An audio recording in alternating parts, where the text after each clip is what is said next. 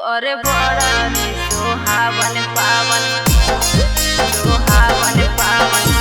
Mixed by SP Mukesh. अरे बड़ा रे सुहावन पावन लगे देवर नगरिया हो। जइबो बाबा दुआरिया बुक कहदा टाटा सफरिया हो, बुक कहदा टाटा सफरिया हो। जइबो बाबा दुआरिया बुक कहदा टाटा सफरिया हो, बुक कहदा टाटा सफरिया हो, सफरिया हो। अरे बड़ा रे सुहावन पावन लागे देवघर नगरिया हो। अरे बड़ा रे सुहावन पावन लागे देवघर नगरिया हो। जाई के बाजार से लैदा गेरुआ रंग के साड़िया हो, आहो गेरुआ रंग के साड़िया हो। अरे बड़ा रे सुहावन पावन लागे देवघर नगरिया हो। अरे बड़ा रे सुहावन पावन लागे देवघर नगरिया हो, लागे देवघर नगरिया हो। अरे बड़ा रे सुहावन पावन, अरे बड़ा रे सुहावन पावन लागे देवघर नगरिया हो।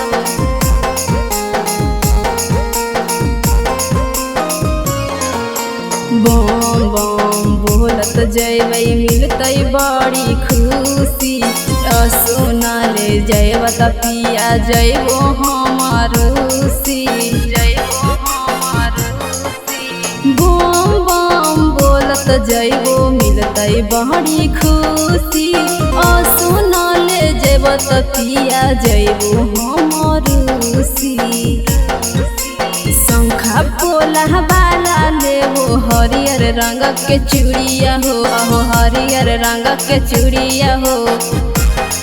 अरे बड़ा रे सुहावन पावन लागे देवघर नगरिया हो। अरे बड़ा रे सुहावन पावन लागे देवघर नगरिया हो, लागे देवघर नगरिया हो।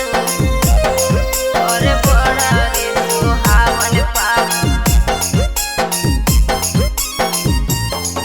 अरे बड़ा रे सुहावन पावन लागे देवघर नगरिया हो।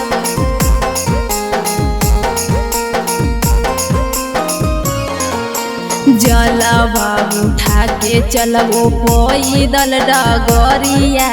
फेर देथुन बाबा सुबोध तोहरा पर नजरिया, तोहरा पर नजरिया। जलवा उठा के चलबो पैदल डगरिया।